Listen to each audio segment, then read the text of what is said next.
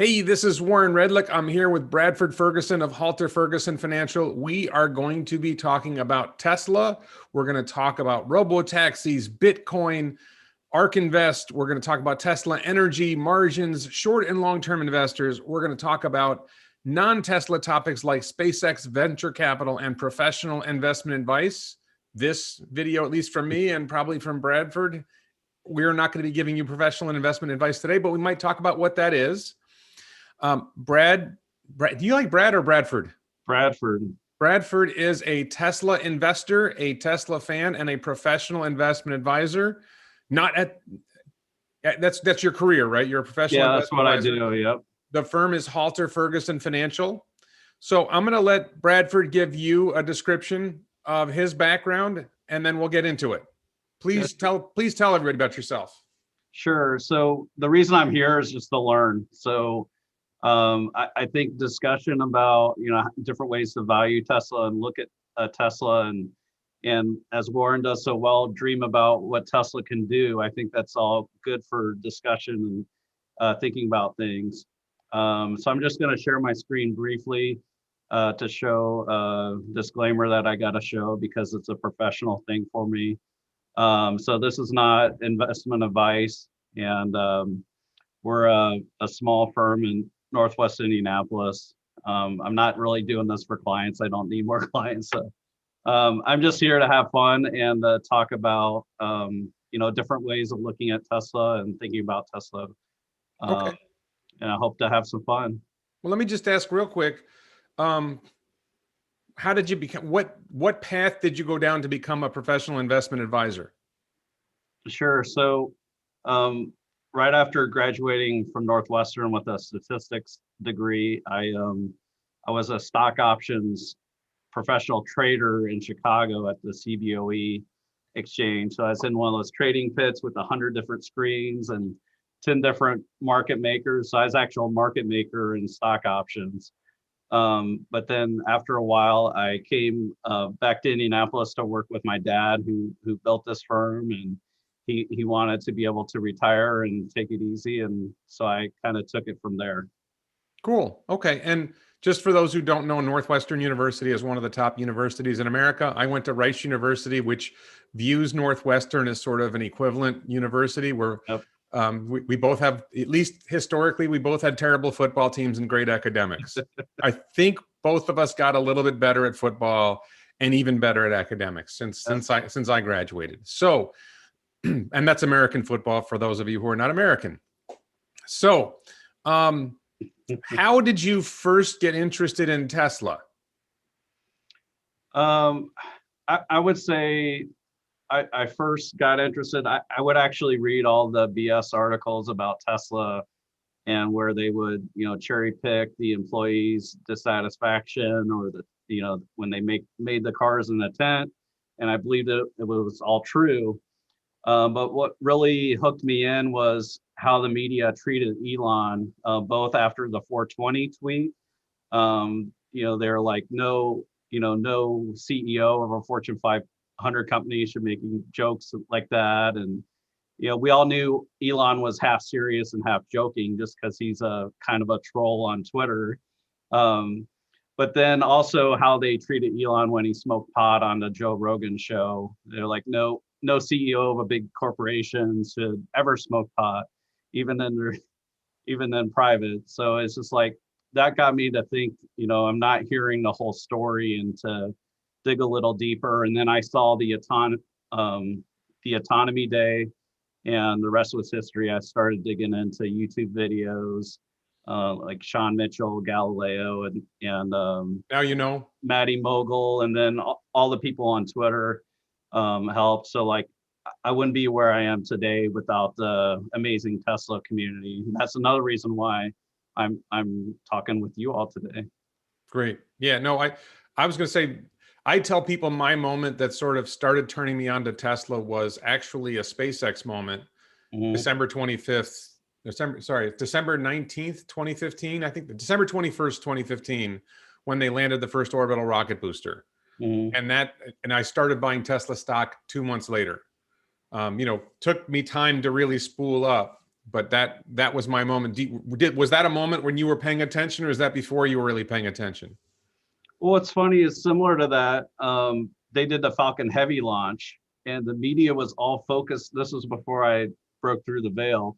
The media was all focused on Elon being self-centered by launching a car into space and how wasteful it was. But what I didn't know is they landed 2 rockets that day.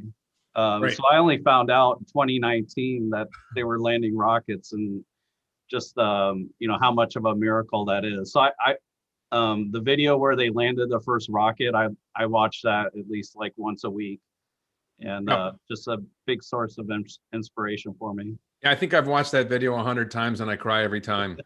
No, and I personally watched the 3rd Falcon Heavy launch in person from Canaveral, and I saw the in-flight abort test. I'm actually it's a couple of disclosures here. First of all, I own a lot of Tesla stock. It is something like 80 or 85% of my portfolio. I sell t-shirts about Tesla, related to Elon Musk, elonbits.com. There's a link in the description below.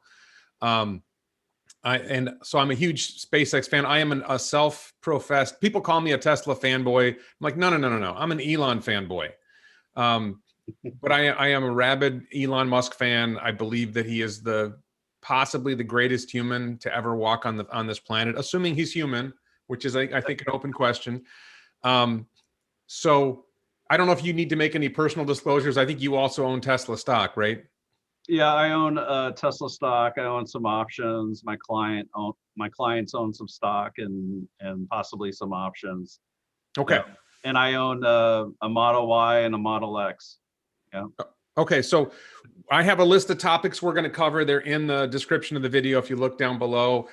When the video is over, I may go back and put an index. So if you're watching later, we're using Zoom. I don't have the ability to put up like a menu on the side like I do with my regular live streams.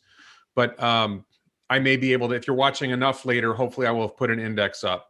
So the first topic that we have on our list is Robotaxi. So just a first thought for you, Bradford, is what are your general impressions of Robotaxi? You mentioned Autonomy Day. I've watched Autonomy Day like 5 times easy. What are your impressions of Robotaxi? I'm super excited about it. I'm a little skeptical on how amazing it'll be out of the gate. I hear you talk about, the cost eventually going down to 20 cents a mile. I get a little concerned. But I think it's going to work. I'm really excited that Tesla feels they have solved vision to the point where they're not even going to be using the radar for the full self-driving. I think that's amazing, and excited to see. I do own an FSD, so I'm excited to try it out. Hopefully, I could try it out in April. And which Tesla do you own, or Teslas do you own?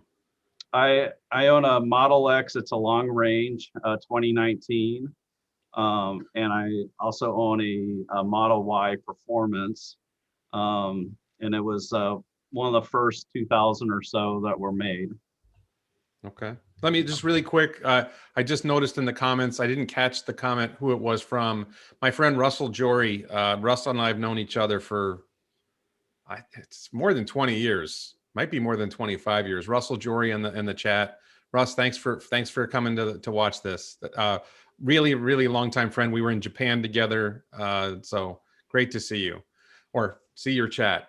Sorry. So let me bounce off you, because you've heard my Robotaxi model before. Probably a lot of the viewers have, but let me just bounce it off you and ask you to deconstruct it. So I'm going to go with the really, really simple version because I like really simple models. At Autonomy Day, Elon Musk said that Tesla would have its own fleet of 10 million Robotaxis. He described Robotaxis making $30,000 a year in profit, driving 90,000 miles a year. I think his 30,000 miles in profit was a reference to a privately owned Robotaxi, not a Tesla-owned Robotaxi. So I'm going to offer my own model, which oversimplified. I'm leaving out the privately owned Robotaxis. I'm only talking about the Tesla-owned fleet. Yeah. If they own 10 million vehicles, and I'm going to go with simple numbers, I'm going to say they're going to make $50,000 a year in profit on their own vehicles because they're not sharing revenue with the private owners. They're probably running them more miles than the private owners might run their vehicles. So 10 million vehicles, $50,000 profit a year. This is gross profit, not net profit. That works out to $500 billion a year in profit. Mhm. So I often say, put a price earnings ratio of 30 on it, you get to $15 trillion in market cap and a $15,000 share price. Now I know, well, wait a minute, Warren, you took gross profit. That's not really fair. But at the same time, a 30 price earnings ratio is pretty low for where Tesla's going to be at the point that they have 10 million robotaxis in their own fleet. So with that simple analysis, 10 million robotaxis, $50,000 in profit per vehicle per year, $500 billion a year in gross profit, works out to something like $15 trillion in $15,000 share price. Knock it down to 10,000. I don't care, because we've left out all the rest of the business, right? We've left out Tesla Energy. We've left out vehicle sales. We've left out privately owned robotaxis. And I get an absolutely insane number. Tell me what's wrong with my model. So we can look at the experience of Uber and Lyft. Uber and Lyft are trying to get the most scale possible to, drive down costs and become profitable in the business they're doing. So Uber is at over 800,000 vehicles now. And I think Lyft is another 200,000 plus. And Lyft's costs are higher, so it does benefit to have more vehicles. You have lower costs. And their cost is just not sustainable. Like, so you got to somehow get to the 10 million. But then, like, if you're replacing the taxi fleet, you got to get to this point first where you are just replacing the taxi fleet, and that the cost to the customer is $1 or $1.50 a mile. Can I address some of that? Sure. So first of all, I just rode Lyft. I think I took 4 or 5 trips. I think I took 5 trips on Lyft in New York City, from LaGuardia to Brooklyn, a couple trips in Brooklyn, and back to LaGuardia Airport later. It worked out to about $5 a mile. Mm-hmm. Now, I think some of that was probably some airport fee and some of that was local taxation. But I've generally talked about it as if Uber and Lyft are $2.50 a mile. Mm-hmm. At least in New York City, when you're going to the airport anyway, it's working out closer to $5 a mile. So my model and I have really good basis for saying this, my model for robotaxi cost, the Tesla owns the vehicle, right? And I'm talking about the 2023 Tesla Compact, right? The vehicle that they hinted at Battery Day. Right. So if you go back to 2018 or 2019, there was a company called Tesloop that was running this sort of service where you could basically ride in a Tesla from Santa Barbara, I think, to Las Vegas to San Diego, and San Diego to Santa Barbara. They had this triangle and their vehicles would go. Yeah. And they estimated their cost for a Model 3 at about 18 cents a mile. Elon, and that's total cost, everything, depreciation, electricity, maintenance, all of it together. They estimated their cost around 18 cents a mile. On Twitter, there's this guy, JPR 007. Yeah. Been saying, like, the per mile cost is like 90 cents a mile. And Tesla was actually operating Model S's before that. And they were down around, with their Model S's, they were around 35 cents a mile. Right. So I think that the cost per mile, Tesloop and Elon's Autonomy Day estimate was 18 cents a mile. That was premised on a vehicle that was maybe going to go 300,000 mile life, and less efficient in various ways than the 2023 Compact. So I think you're going to get the cost per mile. And by the way, this is per mile traveled. This is not per mile carrying a passenger. I think you're going to get that cost down to 10 cents a mile or less. Figure that the vehicles JPR says, the vehicles are empty half the time. I think that's a really poorly optimized network. But let's figure they're occupied 60% of the time. You're going to have some optimization of the network to make sure the vehicles aren't running empty much. And I think you get to the point where you're delivering, the cost to Tesla of providing the service is well under 20 cents a mile. And then you're selling the service to customers. So coming to this other point, I mentioned the $5 a mile for Uber or Lyft in New York City. I think on average, it's around $2.50 or $3 a mile in the United States anyway. So at first, all they have to do is get the price to $2 a mile before they have a large volume of robotaxis. and they just basically outcompete Uber and Lyft with a slightly lower price. Yeah. Right. And the way it has to start is they have to start in one particular market, like Los Angeles or South Florida or Austin, Texas. They pick one market, they saturate that market with robo-taxis first. You can't do it where there's this really tough balancing problem, whereas if you charge too much money, then your vehicles are sitting empty, not running. If you charge too little money, then your vehicles, there's too long of a wait for a ride. So they have this balancing act when they enter a market of putting enough vehicles in to make the price work. And once they get to, let's say, $2 a mile in market A, and that's running consistently well, then they open market B, and then they open market C. And at some point they've covered enough markets, they start adding more vehicles and lowering price.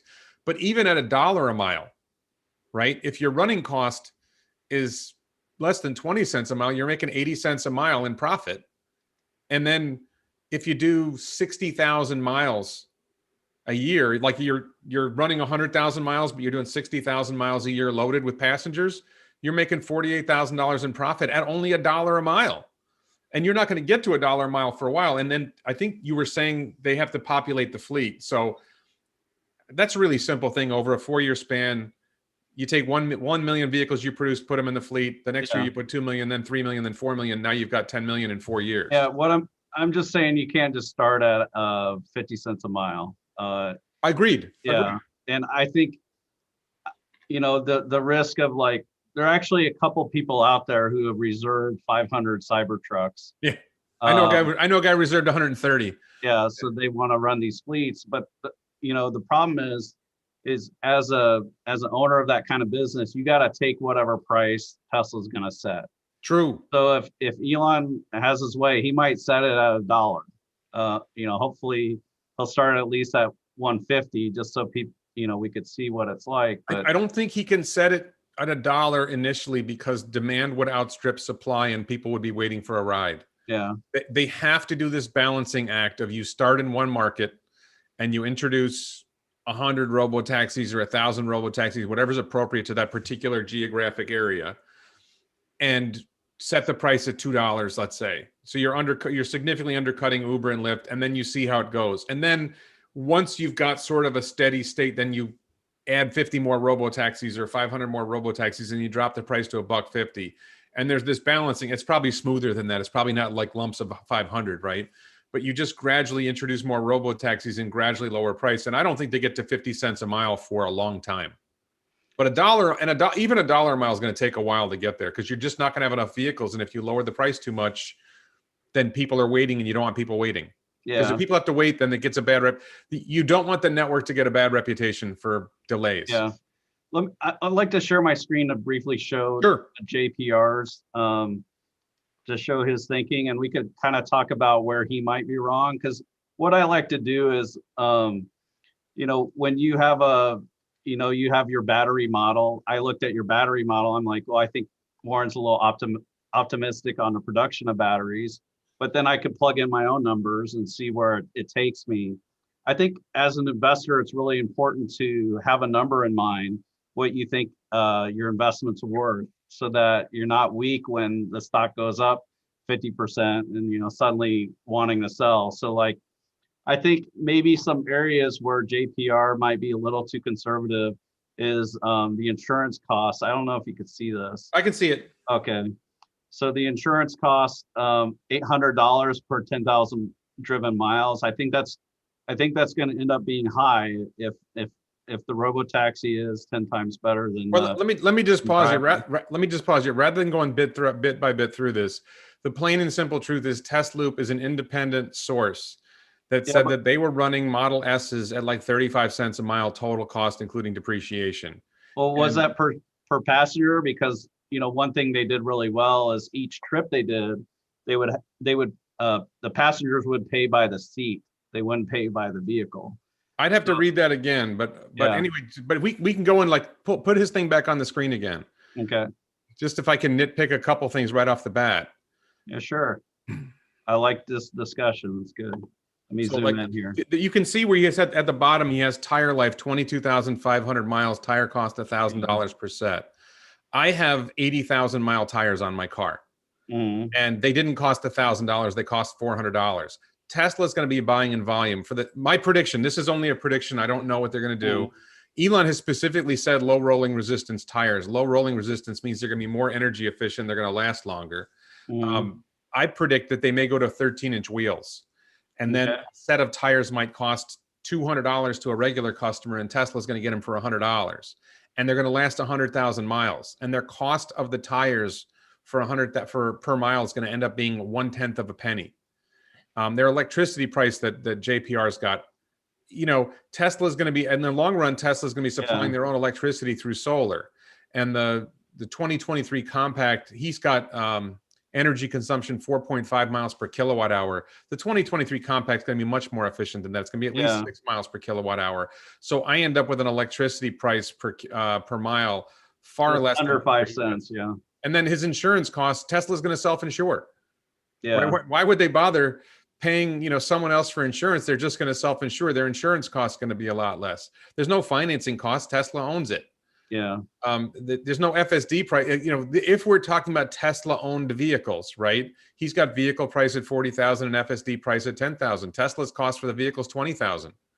So he's got numbers that are way off the map. What Tesla's giving up, though, if they're doing it, is they're giving up the gross margin on the vehicle. So okay, let me address that. If you're going to make, and they're also giving up the 10,000 on FSD. So that's like, if they sell it to someone, that's pure profit. That's selling shovels and picks to the gold miners. No. Let me address that.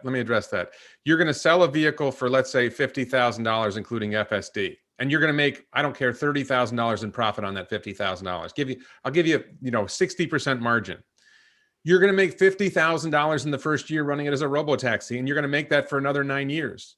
Why would you sell a vehicle for $30,000 in profit when you can keep it and make $500,000 in profit? I have this conversation with people all the time. Nobody wants to believe me about this.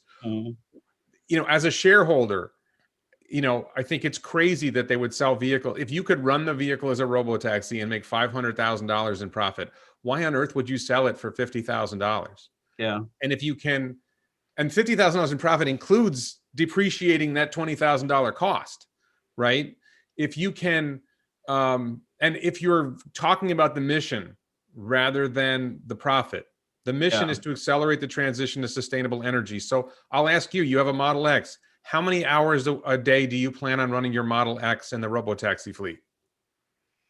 I have kids and all that, so I'm not sure. Let me put it this way: is it going to be less than 18? If I could get a premium for the X versus, renting out the Y, I would that would pique my interest for sure. Would you agree with me that you'll probably do less than 18 hours a day in the robotaxi network? Yes. And your vehicle might operate, 5 or 6 hours a day in the robotaxi network. Right. Yeah. And you might drive it another 2 hours a day. So your vehicle is replacing, if your vehicle is entered in the robotaxi network, you're replacing 3 internal combustion engine vehicles. A Tesla-owned robotaxi running 18 hours a day is replacing as many as 9 internal combustion engine vehicles. If the goal is to accelerate the transition to sustainable energy, then that's the smart thing to do. Yeah. So anyway, I agree. Like at a minimum, at $1 and above cost per passenger mile, that you're definitely going to replace the taxi fleet. I think Uber and Lyft, they're going to be in trouble. They might still be able to do delivery for a while, but at this point, I should disclose that I shorted Uber and Lyft. Not shorted. I bought 2-year puts on Uber and Lyft. So if Uber and Lyft go down, I benefit. Yeah. It's a small investment. It's not a big number. But as long as they start $1.50 and above, I think this is workable. And JPR, he's conservative. So if he's saying $1 a mile is the cost, then at $1.50 a mile for the passenger, I think there's plenty of gravy for someone to run their car in this. Okay. So the other thing I would just say about the robotaxi model is I'm working on a couple of videos. One video is about margins, but the other video I'm sort of stewing on is a video where I address the limits to my own insane models. Because, sometimes I come up with crazy numbers like $15 trillion in robotaxi revenue. And I actually put some thought into, well, what's the upper limit on the robotaxi market? Because at some point, right, you make enough robotaxis, you start replacing, people start deciding, I'm not going to bother owning my own car, I'm just going to ride in robotaxis. And that's when the robotaxi price per mile drops below, say, 70 cents or 80 cents a mile, somewhere between 50 and 80 cents a mile. That's where people start saying, I'm not going to bother owning a car anymore. Some people will drop earlier, some people will drop later, but somewhere in that ballpark. So I think I saw the number that in the United States, there were 3.2 trillion passenger miles driven in the United States. And I think worldwide, it's probably more than 10 trillion. And if you figure each robotaxi does 100,000 miles a year, I think it works out to a maximum of 100 million robotaxis with the current number of miles traveled. Mm-hmm. So, and then you figure, okay, well, Tesla's not going to get 100% market share. I don't really believe that, but let's say that Tesla's not going to get 100% market share and there's going to be other people playing in the market. If Tesla only gets 50% market share, that caps them at, say, 50 million robotaxis. And at that point, they're not making $50,000 per vehicle in profit. They're probably making $20,000 a year in profit per vehicle. So does it make sense that there has to be some upper limit on the number of robotaxis that could be running? Oh yeah, I think so. I mean, if it, a lot of people aren't good at math. So I think even if you get to 50 cents a mile, there's going to be a lot of people that just don't figure out, hey, I'm just better off, renting a robotaxi forever, for my miles. So I think it makes sense to be bounded by that, but some kind of fraction of it. Okay. One other thing I want to share real quickly is an interesting idea for me is, and we could maybe put the link in the description. There's a guy named Matt Smith on Spark Spread. Spark Spread on YouTube. And what he did was he looked at having a solar farm, a solar array, and some batteries, and then looking at running a 21 vehicle fleet of robotaxi off of that. So per car, he was looking at the cost. I just thought this was really interesting. And then he came up with this value if it was only run at 55 cents per mile. This is year one. He's saying Tesla would get 10 cents, the operator would get 45. But he was assuming 66% billable miles, right, or revenue miles, which might be too aggressive. But I think the whole thing in all this is that it's good to look at these and poke around and just have some idea about it. It's fun to think about it. Okay, so let's skip ahead to our topic number 2, which is the battery model. I have this Elon. So I have been talking about what I call the battery revenue model. I think it was the Q4 investor call. Elon said how you value Tesla is, and it sounded like he was talking about. I got a number of messages from people. Elon's using your model, and I'm pretty sure that I just guessed his model rather than he watched my videos and said, "Hey, Warren's got a good idea. Let's use his model." I'm pretty sure he had this model before I did. Yeah. But the short idea is, if you assume that Tesla's going to produce, say, 100 gigawatt hours of batteries in 2022, and suppliers are going to supply them another 100 gigawatt hours of batteries in 2022. We can do the same numbers out to 2030, but let's just use 2022 for now. That's 200 gigawatt hours of batteries. Currently, Tesla earns about $600 in revenue per kilowatt hour, and it works out to about $120 billion in revenue. That's leaving out FSD revenue. So, and $120 billion in revenue, you apply a reasonable price to sales ratio. Number one, you're seeing massive growth, right? The growth going from $30 billion in revenue in 2020 to $120 billion in revenue in 2022 is really stark growth. You take these numbers out to 2030 and you get some really insane numbers on revenue on 6 terawatt hours. So what do you think about this battery model? I like it. As soon as you did it, I was going on a flight somewhere. I think maybe it's to Florida. And I carved out my own projection of it. I think your first video on it was a little too aggressive, but I think 200 gigawatts. I have it in 2023, just to be a little conservative. I think cattle beyond Panasonic. Cattle's probably going to be the most aggressive. It's providing those. LG will come in with maybe half of what Cattle's going to do. Tesla will do 100. Panasonic. For those who don't know, when Bradford says CATL. cattle, CATL, Contemporary Amperex Technologies Limited. It's a Chinese battery maker that makes particularly lithium iron phosphate cells. Yeah. Sorry, go ahead. Yep. So it's possible Panasonic will do 50 gigawatts in Nevada, and we don't know how many gigawatts they provide, but they'll cover the S and the X with Japan. So I did a similar exercise and just scaled it back a little bit, and then I looked at, okay, how much do they make per car? And what I liked about what you did is you looked at the profit for the Powerwall, and it's insane. They sell the Powerwall for what again? $7,500. And there's 15 kilowatt hours in there, and 13.5. Yeah. Okay. So the cost of that's like $13.50 right now, or maybe a little higher, but that's going to go down once they start doing some more from their battery line, their tabless architecture. It's amazing. So that that's there's a lot of gravy in there. It's over $6,000 in gross profit there. There's some costs to package it and install it. But let me just address that real quick. So the battery revenue model, when you look at Powerwall on its own, you get a certain amount of revenue per kilowatt hour. But when you recognize that most Powerwalls are delivered with a solar roof or solar panel project, then the revenue per kilowatt hour actually goes up substantially because there's no batteries in the solar roof or the solar. By the way, I believe I'm getting closer to getting my solar roof. Just a little personal excitement.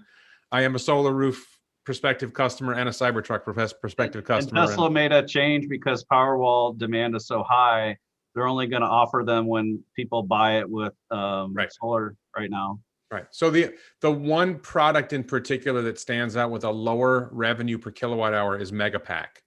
Megapack, I think it sells for around $750,000 official price. I've seen numbers as high as 900,000, but I think when they sell them in large numbers, they sell 50 of them, I think they give a bigger discount. And Megapack has 3 megawatt hours. So at 750,000 per Megapack, I think that works out to $250 a kilowatt hour rather than $500 or $600 a kilowatt hour. So as Megapack scales, I think we can expect that particular aspect of revenue will not go up as much as the other products that they sell. Sorry, I just wanted to throw that out there while we're talking about it, so people know.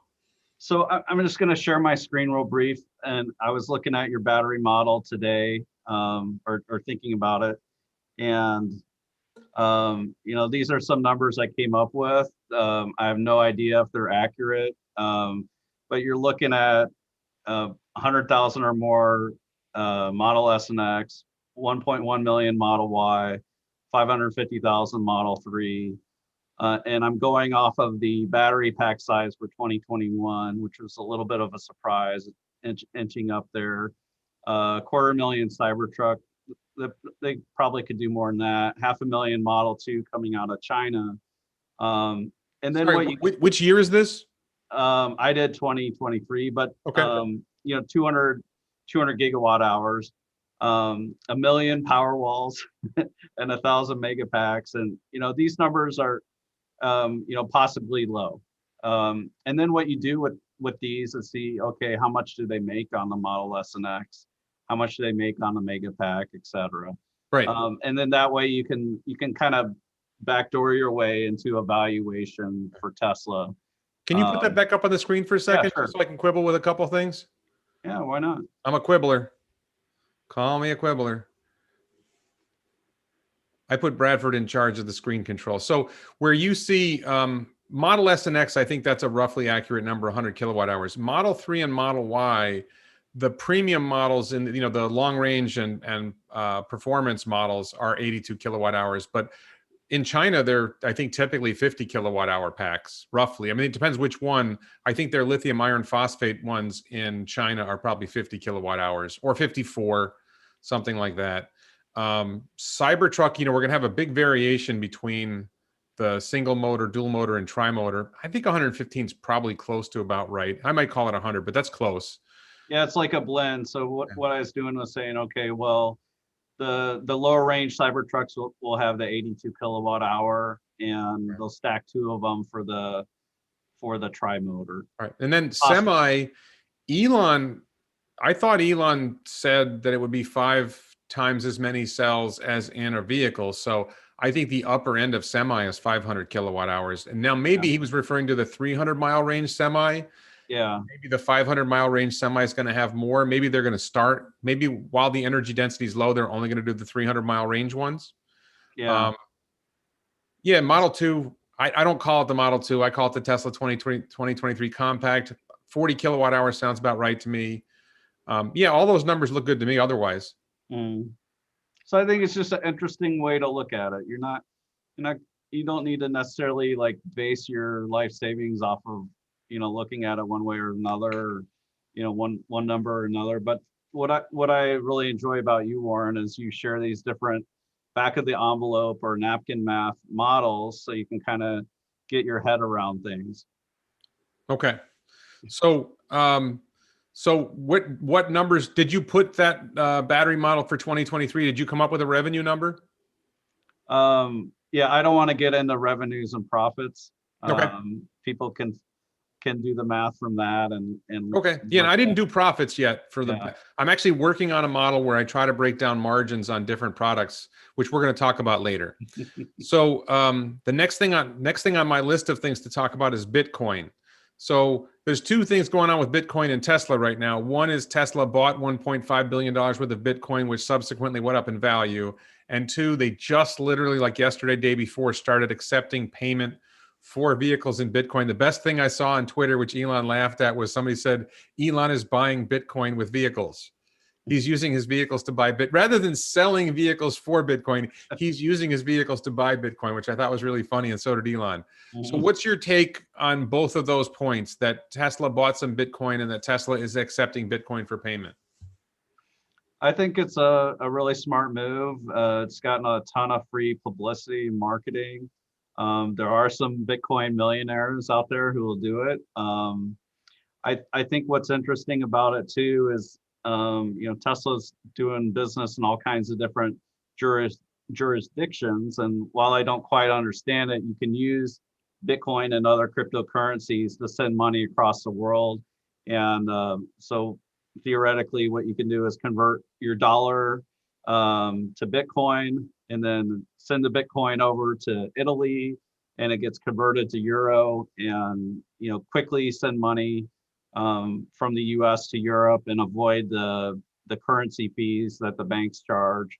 So I think that's smart because if a Tesla sells for $50,000, the bank could be charging 3% on currency fees or that kind of thing. So I just think it's a good move to diversify a little bit, and it's not a projection, but we can see that obviously adoption of Bitcoin has continued to increase. I had my doubts in the past that they would be the winning cryptocurrency, but just the adoption continues to increase, and so I think it's like a valid currency, so to speak. Yeah, actually, you hit on something I had not thought of. So they're only accepting Bitcoin in the United States, but they probably will try to accept Bitcoin for payment in other countries as well. And you said something that didn't. Well, I mean, your point about saving money on credit card fees. I think in my experience, most car dealers will charge you 3% for a credit card transaction, Yeah. and I imagine Tesla does the same. I don't know. Do you know? Well, think about this though, Warren. Like when someone pays Tesla, even if they're paying by certified check, I think it takes several days. There's a processing fee and everything else. If you get Bitcoin, you've got it right away. Yeah, they got it right away. So it just helps them get the money faster from the customer and helps that working capital that Tesla has. Okay, so one big advantage is just a lower transaction fee on the initial transaction. But something you said, I don't know if this is what you intended, but what I heard was if Tesla does a Bitcoin transaction in Germany and they need that money back in the US, they transfer the Bitcoin. They don't, if they basically just have the Bitcoin wherever, because it's not, the Bitcoin isn't in a bank account in Germany, it's just Bitcoin. They can then transfer that essentially cost free to the United States. Yeah, They can I'm move not sure Bitcoin about around. that. So it's you know, there's a state up in the Northwest that has rules about it. You know, they view it as an asset, um, so that it's held in the bank account or whatever. So I'm not sure, like, if the U.S. is going to tax that money if they try and Yeah. move that, or maybe the U.S. wouldn't even know. So I'm Well, not really sure they how have that to works. account for it. I mean, I'm not saying they're not accounting for their transfer. I'm just saying Yeah. that if they received a payment in euros Hmm. and then they want to convert that to dollars, it's costing them some money to make that conversion. It's taking them some time to make that conversion, and Right. they're able to make their international transfers quicker if they do them in Bitcoin and for lower cost. Right. That's something. I don't think those are huge deals in terms of Tesla's overall business story, but it might be a little bit of an advantage. Does that sound right? Yeah. And I don't know how all this works. I think the community, I want to call on the community, think on this some more, but like, you know, Tesla orders IDRA gigapress in Italy. Can they use Bitcoin to pay them? Like, can they go from Bitcoin to euro, and then the Italians are happy, and then you know, Tesla eventually gets their gigapress. You Okay. know, Yeah. because that's a big purchase. Or buying, you know, hundreds of robots. They're using less robots now. It's pretty amazing, but um, you know, I think we'll see. I'm curious to see how they do it. They may not get into um, all the um, all the under the hood machinations of that, but I think it's smart, and they're, you know, running their own Bitcoin transaction ledger, which is interesting. I want to Okay. ask you something. I know it's a little Yeah. off topic, but um, I know autonomous was quasi legal in Florida, maybe on a commercial level, but they're saying as of July 1st, they're going to make autonomous just legal straight statewide in Florida. And No, no. just, So I think you saw the same link I saw. Somebody post. I think it was K10 tweeted that. That's a 2-year-old article. oh, it's old. Okay. It's already legal. Yeah, it's Self already legal. so It's self legal in Texas and somewhere else too. self-driving cars are legal. Just so people don't know this, self-driving cars are legal in Florida by statute. The state legislature passed a law. The governor signed it. Not only are self-driving cars legal, robotaxi networks are legal. And not only are they legal, the state government prohibited local governments from regulating or taxing or interfering with the operation of self-driving cars and robotaxis. That's right. So very, very positive law in Florida. I think that other states, somebody told me there are 27 states that have already legalized robotaxis. I'm not sure. I would expect Florida, Texas, and California to lead, and they're the 3 largest states. Mhm. So a lot of promise there. Let me just ask you, because you mentioned something about Bitcoin maybe not being the #1 cryptocurrency, and where this is No, a bit of that was just, yeah, that was my previous concern, because I do believe that, you know, blockchain technology and cryptography, it has tremendous value. hmm. So I was just uncertain whether Bitcoin as the brand would be the one that would survive. Yeah. I think there's room Previously. for more than one. Yeah. And I know Ethereum is pretty well known and has this smart contracts feature that a lot of people like. I'm not claiming I understand the smart contracts feature. I'm kind of interested right now in Cardano, which I don't know enough about to say more than I'm interested in it. I think they also do smart contracts. One of the challenges with any cryptocurrency and a problem with Bitcoin is, can you scale to do a high volume of transactions, and can you do them at low transaction cost and high speed? Bitcoin's transactions are slow.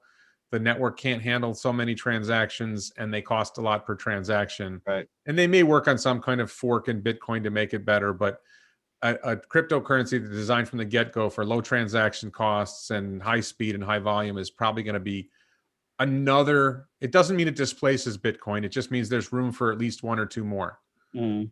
And I'll plead ignorance, but, like, you know, supposedly Ethereum was supposed to help with that, and, you know, be half the cost of Bitcoin. But I think there have been times where Ethereum has been the same cost, or maybe even slightly right. more expensive per transaction than Bitcoin. So I believe Cardano was created by one of the creators of Ethereum with the explicit goals of trying to achieve those things. So we'll see.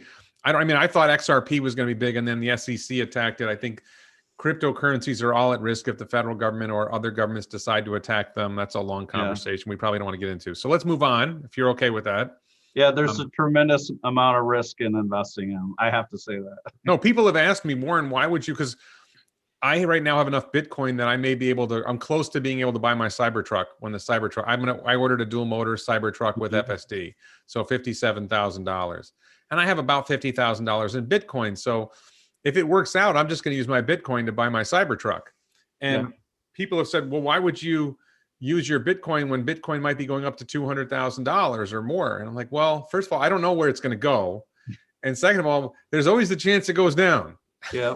Right. We, you know, same thing with Tesla stock, right? I mean, I believe Tesla stock's going up, but there's always the chance it goes down. Anyway, the next on our list of topics is the ARK Invest model that came out.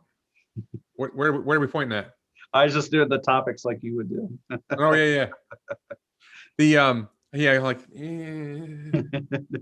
the ARK Invest model. I think it was end of last week, or I forget exactly when it was. ARK Invest came out with a new price target.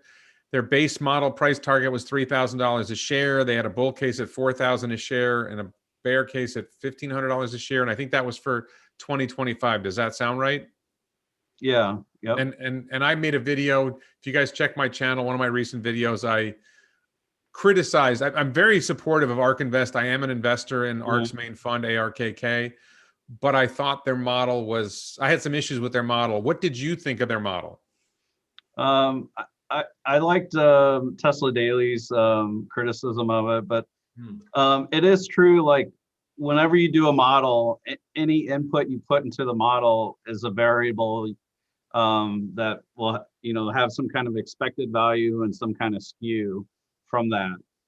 So I think it's good that they did that, but you know, Monte Carlo, I'm not a big believer in, and it's where you do all these different scenarios. And Rob Maurer pointed out that there was a scenario where ARK had them making 120 million cars in 2025 or something. I think it was 137 million. Yeah. So I think, you know, you can control the ranges a little better. So I think it's good to acknowledge what the variables are and what the ranges are. And I think they'll get that fixed. I'm optimistic, but I'm on these weekly calls where ARK does these brainstorms about different topics, and they're like the smartest people in the world of investing. They're super smart, brilliant, and I have a ton of respect for them overall. Yeah, no, I'm a fan. I would just really quick. I saw Rob Maurer's video, Tesla Daily's video. I agreed with a lot. He did a better job of picking apart the problems with the Monte Carlo simulation. I just kind of brushed it aside and said, I don't like Monte Carlo simulations for this. They're useful. I used to do Monte Carlo simulations when I was in grad school. There are useful contexts to do Monte Carlo simulations. I just didn't think this was one of them. And for those who watch my channel a lot, I like making really simple models. And this was partly Rob's criticism as well. Their model was really, really complicated. And yet it left out key things like Tesla Energy. And my biggest beef, which I don't think Rob addressed, was it didn't address battery production. So that 130 million or 100, I think it was 137 million vehicles in that one scenario. No, they did 5,000 scenarios. If one scenario is out of whack, not really a big deal. But a lot of scenarios with more than 20 million vehicles in 2025. And you think about how many batteries do you need to get there? There's no realistic chance they're going to produce, even as bullish as I am, I don't think they're going to produce that many batteries in 2025. So, but I felt, I was surprised that they didn't at least address how many batteries does this work out to, because I really believe that battery revenue models are a really good start at approaching how to model Tesla's value. I think the Robotaxi model is a different approach. The problem with the Robotaxi model is there's a lot of people who believe, oh, that'll never work. I think it's going to be working by the end of this year, next year. I think 2025, it's clearly going to be working by 2025. But there are people like, oh, self-driving cars won't work till 2030 or after. Okay. You can't persuade those people, right? You can't say, all right, well, what % chance do you think that it'll be working by 2025? And a lot of people just don't think that way. So I just think the battery model is a really good way to start, and then you could add other things on top of it. Let me let me say something. I do think it's good to kind of dream about these things because we have multiple exponential things happening with technology. Like with the AI, it's software, it's hardware, it's also the way they go about solving the problem. And you have the intersection of those three things, and it can create explosive growth. So I think it's okay to think about, you know, what's possible on the upside. And I don't want to give the impression that I'm poo-pooing everything. Because like our brains don't think in exponentials, we think more on linear.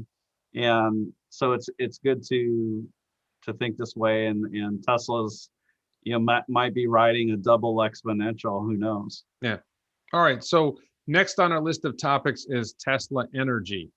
So um, we talked about a little bit about Powerwall Solar and Megapack, but do you have any specific thoughts? Like what else? I mean, actually, a really good example of this is there's this project in Angleton, Texas that people have been talking about with Gambit Energy, and there's this like big project with a whole bunch of megapacks that's supposedly going to help stabilize the grid in Texas. Mhm. And there are some people who think it's a Tesla owned project. I think it's actually not a Tesla owned project. It's another company called Plus Power, and Tesla's just supplying the megapacks. But somebody said, no, they looked into that. Tesla bought it. I don't know. What do you think about the prospect of Tesla getting in the business of owning solar farms or megapack farms and making a profit on those rather than just selling megapacks and solar to others? Yeah, I think if it comes to the point where, you know, you want to accelerate sustainable energy, they may have to become a utility. So um, what was interesting to me was when they came out with the mega pack, I was in a networking lunch and there were these guys who sold it energy to utilities and handled their battery and trading the energy and all that. And they were very dismissive of the mega pack. And I'm like, well, you take 1,000 of these, you got a gigawatt. But these guys are used to dealing in terawatts, and you know, a gigawatt seems meaningless to them. But like the value of being able to keep the grid stable and to be able to instantly flick a switch, and you don't have to pull a lever and then wait at the coal plant or whatever it is. Yeah. There's tremendous economic value, and that's something that Spark Spread covers on his YouTube as well. Yeah. I think it makes sense for if there's some extra economics for Tesla to do it, if they can do it faster, if they have batteries that utilities aren't willing to buy, I think they should do it. I have heard that Tesla is getting a cut, so to speak, of some of the auto bidder revenues in Australia. So, you know, even though they're not an owner of those projects, they're getting some revenues. Yeah. I did an interview recently, one of my recent live streams with I can't think of his name now, but he was talking about there's different ways. Tesla has an operation in the UK, in England, Mm-hmm. the company I think called Octopus. He talked about multiple ways that Tesla is getting revenue from that. It's not just simply supplying solar or supplying, you know, they're supplying a variety of services, and they're getting a chunk of that revenue. So there's a lot of potential there. What do you see going out the next few years? Where do you see Tesla Energy going? Well, you know, if you look at batteries, you know, I like to go off of what Tesla's saying. You know, I think Tesla knows the best. So like when you're interviewing John Engel, like he doesn't trust a word, you know, Tesla says, but like he's just learned to do that. But I think Tesla, they're projecting like half of the batteries will be used for automotive and half will not. So if you look at 1.5 terawatts of batteries over time, you know, Tesla Energy is going to get really, really big, Yeah. and it's going to do a lot of good things for our grids across the world. So I think that's exciting, and you look at just the profitability on the power walls. That's really good. Like they still make good money off of Mega Pack, and you know, if you can put the grid closer to where the people are and not have to transmit power over mountains that are, dry as a tinderbox, I think that's cause wildfires. If you can get it closer to where the people are, I think that's better. I went out to the Tesla shareholder meeting last year, and I did some hiking after the meeting, and I went off the trail, and it was incredibly dry in those mountains. Like it was like the vegetation was like powdering off of me, like that's how dry it was. Um, so I think you can solve a lot of different problems by doing battery plus solar. Okay. And And the, I think superpower is an interesting concept by Tony Seba. There's a short 12-minute video about that. And that's the concept of when you pair solar and batteries, you can have many days or periods oh during yeah, the day where the power is zero, and you could use that for crypto potentially, or other uses. You can make steel. You could he use. was saying something like there'll be like 93% of the days in California where you're producing more energy than you can use. Yeah. And then you've got this free energy to use. And what are you going to use it for? Maybe using it for AI training, maybe using it for mining Bitcoin, who knows? Yeah. Or I think there's even a way to make steel or use it in making steel. So if you could have less pollution in making steel, like that would be great. Yeah. You mentioned the margins on Powerwall, I think, just briefly. So let's touch on margins, because that's the model I'm working on now. In the past, I've done models where I just look at profits sort of in a half-hearted way. I just sort of come up with napkin math profits. Mm-hmm. And there's another way I've done it where I just go with revenue and I skip over profits. So I'm trying to do a model where I actually look at margins, which is what I think Wall Street investors tend to do, is they tend to look more at the margins on things. Right. So right now, I think, correct me if I'm wrong, I think margins on Tesla vehicles is somewhere around 20% or 25%. Does that sound about right? Yeah. You want to look at X vehicle credits or X, those regulatory things. So, um, it's around like 18 to 20%. I could be a Okay. little wrong on that, but Yeah, somewhere in the ballpark of 20% yep. is all I was saying. So I think that's without FSD, or does that include FSD? I think that's with. Okay. So, but Yeah. that's with a fairly low take rate for FSD for now. Right. If FSD take rate goes up and FSD pricing goes up, then the vehicle margins go up a lot. So I'm working on a model where I try to figure out where that goes, and that's actually going to be the wild card: is what do you do with margins when FSD might go up? And there's a theory that FSD goes to $100,000 and it's all margin. And sorry for those people who don't know what margin means.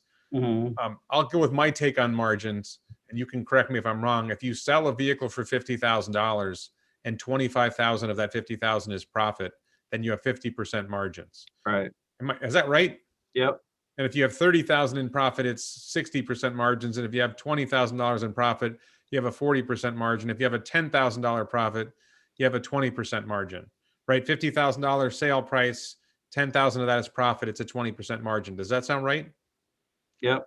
Okay. I think the main challenge with the take rate, or the percentage of people who elect to get FSD on their car, is Europe and China.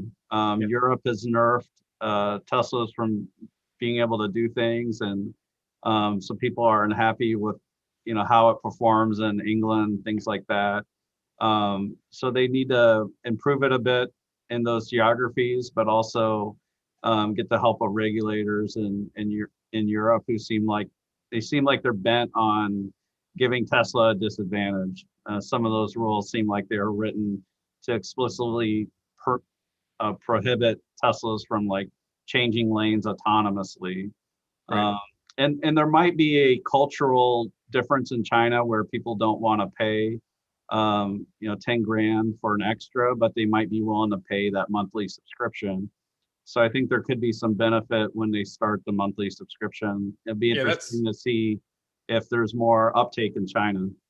That's actually a big question: is what would the subscription cost? And my whole theory is, look, if I got to pay $10,000 for FSD, and I think the idea might be we're going to offer a 3-month trial subscription to FSD, and it's going to cost $200 a month.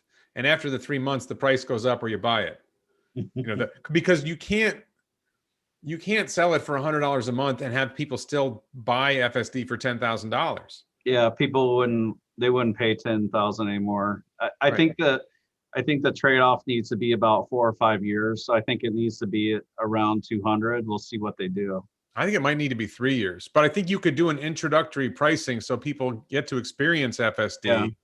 And then, you know, the other theory is just if once the Robotaxi network goes live, it's, we go back to that question about why would you bother selling them, or how much would you have to charge for FSD to persuade Tesla not to put in the Robotaxi network. But the Tesla, other, Tesla's going to need cash flow when they first start that. So they can't just flip a switch and go 100% Robotaxi once it's great, because they're going to need some cash flow. So even though they might be very profitable up front, they're going to want to sell some cars. So like when I first got my car, I had total FOMO. I was like, what if they solve FSD and then they stop selling cars? And I like rushed to go get a car while they're still selling them. And they're still going to need to sell some outright for at least a while. And then, I think that you're going to yeah, see, like when I say 10 million, I'm saying they're going to make 20 million vehicles over 4 years, and 10 of them will go on the Robotaxi network. So they'll still be selling 10 million vehicles over that 4 year span.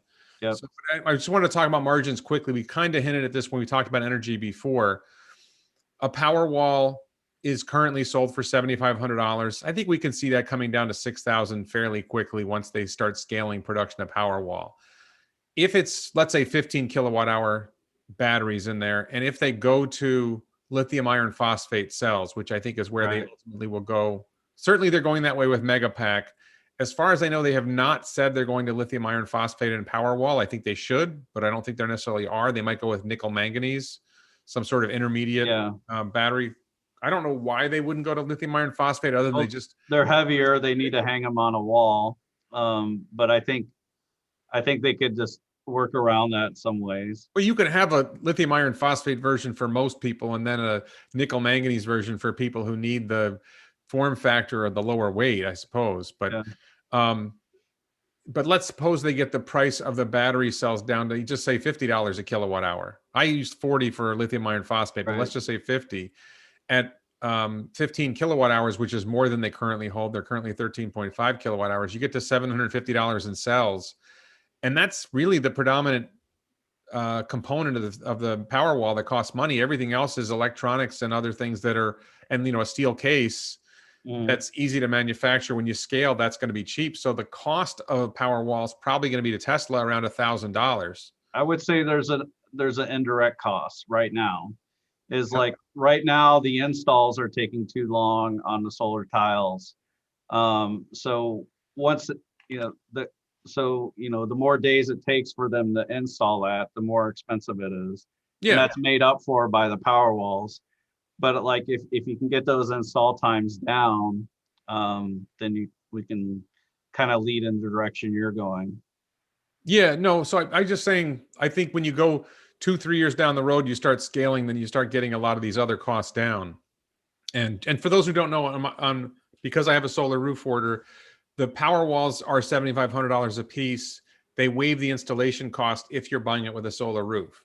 So my quote is, there's like a $2,500 install cost that's waived. So it may be that their install cost is actually higher than $2,500. I don't know. I suspect it costs them less than that to do the install, but you can go different ways on that. But if you just figure if they drop the price to $5,000 and they get their cost down to $1,000 a Powerwall, that's an 80% margin on Powerwall. If you go with Megapack and you say Megapack is 3 megawatt hours, and that's going to be lithium iron phosphate. So I think it's $120,000 for the lithium iron phosphate cells. If you get cost of again, this is going into the future when you're able to get your cost down. Yeah. So you're talking about $750,000 for a Megapack, $120,000 for the cells. If you figure the total cost is $150,000, you're again at 80% margin on Megapack. And I think you can, I have this tendency to be extremely optimistic, and you can always knock my numbers back and say, this is my approach when I do the margin models. I'm gonna say, okay, this is the margin I'm using. Okay, now here's the profits I'm getting. And what I always do at the end is say, listen, you guys are going to quibble with this, or this. Let's cut my numbers 20%. Let's cut my numbers in half. And we still have an amazingly high number. Yeah. That's where it's going. Just so people know where this is going. Yeah. Let me just ask you really quick about that. First of all, do my margin numbers sound in the ballpark of accurate with Powerwall and Megapack? Keep in mind, we left out the actual solar roof install and the solar panel install. Do my margin numbers sound in the ballpark just for those products, Powerwall and Megapack? So lithium iron phosphate, I'm not sure the theoretical limit on the materials, but I think maybe it's $30 a cell for kilowatt hours at the cell level. It's probably less than that, but I don't think they're going to get there. I think they're going to get to 40. So you got to end up putting that in the pack. You got to put the packs into the big container thing, which is cool. You know, they use that form factor. And I think the install, you know, for them to stand up the system and get the system running, I think that's really smooth for them. So the cost for them to, you know, get them all linked together, get them linked to the grid, I think that cost is coming down real fast. And since it's software driven, I think it's really good. So it seems reasonable to me. Right, let me just. I think there's much more. I think there's higher materials costs there. Let me just address something. So Skimning for Elskit says, I think he's criticizing my reference to variable cost, and I'm not allocating fixed costs. In other words, you have a factory you built to build your power walls and Megapacks, and you have CapEx that needs to be spread over, and there's other costs in the factory. So I agree with that, but one of the points of my models is as Tesla grows and scales, as they increase size and they increase production, costs like the cost of the factory, that CapEx contribution to cost ends up becoming very small. So Skimning is saying if your factory costs 100 million and you build one car, that's 100 million fixed cost to build a car plus 20 grand for materials. I get the concept. So the point is that when you're only making 10,000 power walls, the CapEx is really high per power wall. But when you scale to making 1 million power walls, all of a sudden the CapEx cost becomes trivial. I mean, maybe it's $50 a power wall. It's not going to be $500 a power wall. Well, does that sound right? Yeah, and I put out a Gigafactory model to look at Tesla, and it's like the Gigafactory in China, the first phase of it costs about 1.6 billion, and then you look at them being able to make 250,000 Model 3s from there, and then you real conservative, you say, okay, well they only make 20% from those, and you're talking about and then it's at a, you know, a 40,000 average sale price, so that's 8,000 per car, and then you're looking at 2 billion in gross margin from that factory per year. That costs you 1.6 to build once. And yes, you have to replace equipment over time, things like that, but still, like, the return on invested capital for Tesla is pretty remarkable. Like, they have the Fremont plant, and it's probably the most expensive place in the world just about where they can make cars. But you look at these other plants, and it's going to be really interesting to see what happens with those numbers over time. Okay. All right, so the last thing I have on my list for us to talk about with Tesla, we're going to move on to non-Tesla topic in a minute.